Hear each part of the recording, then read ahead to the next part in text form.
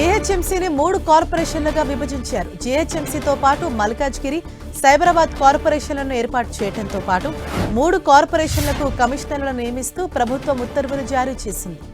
GHMC కమిషనర్గా RV Karnan కొనసాగనున్నారు. Malkajgiri corporation కమిషనర్గా Vinay Krishna Reddy, Cyberabad corporation కమిషనర్గా శ్రీజన నియమితులయ్యారు.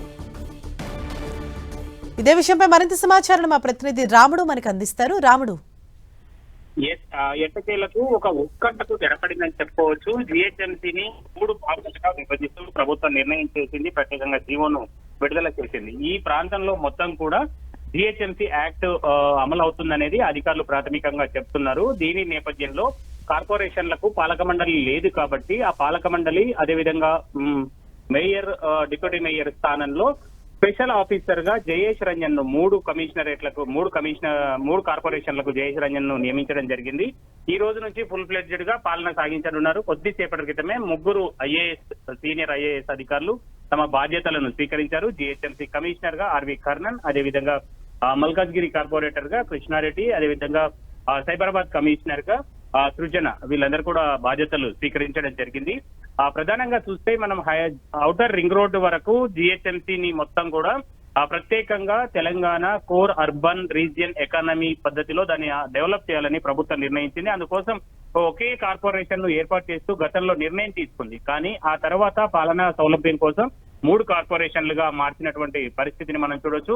జిహెచ్ఎంసీ పాలక మండలి గడువు నిన్న సాయంత్రంతో ముగిసిన నేపథ్యంలో ఉదయమే ఈ ఉత్తర్వులు వెలువడడం అనేది చర్చకు దారితీస్తున్నటువంటి అంశంగా ఉంది. మరొక అంశం ఏంటంటే మున్సిపల్ ఉద్యోగులను వాటర్ బోర్డుకు ట్రాన్స్ఫర్ చేయడం జరిగింది. అదేవిధంగా రెవెన్యూలో పనిచేసినటువంటి వాళ్ళని చాలా మందిని జిహెచ్ఎంసీ అదేవిధంగా మున్సిపల్ పనుల్లో పెట్టారు. ఇదొకటి మాత్రం చాలా తీవ్ర విమర్శలకు దారితీసేటువంటి అవకాశం ఉంది. అంటే మున్సిపల్ సిబ్బందిని మున్సిపల్ పనులు కాకుండా ఇతర పనులకు అప్పచెప్పి ఇతర విభాగాల అధికారులను మున్సిపల్ తీసుకురావడం అనేది మొత్తంగా చూస్తే గడిచినటువంటి 2-3 నెలలుగా పాలన మొత్తం చాలా మూవ్ అవుతుంది గ్రేటర్ పరిధిలో. అంతకుముందు అక్కడ ఏవైతే లోకల్ బాడీస్ ఉన్నాయో ఆ లోకల్ బాడీలలో పాలక మండలి లేకపోవడం, సేమ్ టైం ఇవన్నీ కూడా విలీనం కావడం, దాంతో పాటు ఆ పనులలో అధికారులందరూ కూడా ఈ విభజన పనుల్లో లేదా ఉద్యోగుల నియామక పనుల్లోనే ఉన్నారు. కానీ రెగ్యులర్ గా జరిగేటువంటి పనులు జరగకపోవడం, అంతేకాకుండా టెక్నికల్ ఇష్యూస్ వచ్చాయి.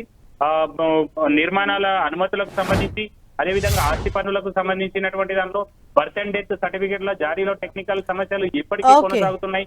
ఇవన్నీ కూడా కొంచెం క్లియర్ అయ్యేటువంటి అవకాశం 3 కార్పొరేషన్లు ఏర్పాటు చేశారు కాబట్టి ఎవరికి వారు తమ పాలనను సపరేట్ గా చేసుకొని ఉన్నారు కాబట్టి కొంత ఈ పనులన్నీ కూడా కొంత స్పీడ్ గా మూవ్ అయితే ఇంతకాలం అదే ఇబ్బంది ఏదైతే సిటిజన్స్ పడ్డారో ఆ ఇబ్బందులకు తొలగేందుకోసం కొంత క్లియరెన్స్ వచ్చినట్టుగా మనం భావించవచ్చు.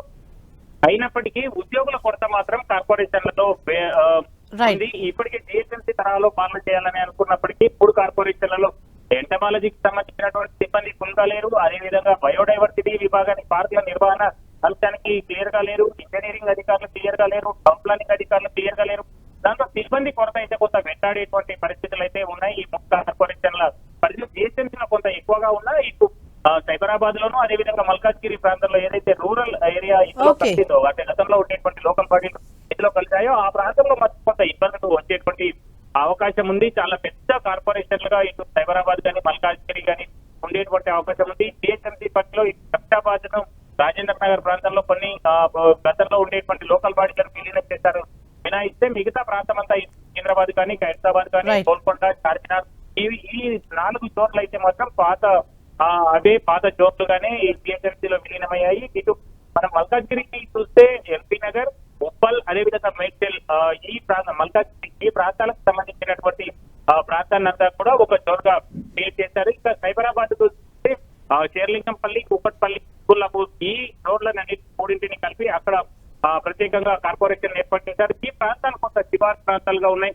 ఇంకా గ్రామీణ వాతావరణం కొన్ని ప్రాంతాల్లో ఉంది. ఆ మున్సిపాలిటీలు కూడా ఒకసారి మున్సిపాలిటీగా నుంచి ఏకంగా జిహెచ్ఎంసీలో కలిసిపోయినటువంటి పరిస్థితి. కొన్ని అయితే కార్పొరేషన్లు ఏర్పాటు చేశారు కానీ వాటికి అంత సత్తువ, అంత పెద్ద ధనం కానీ అక్కడ ఉండేటువంటి బడ్జెట్ కానీ చాలా తక్కువ. అదేవిధంగా సిబ్బంది, అధికారులు వీళ్ళందరూ కూడా. థ్యాంక్ యూ రాముడు.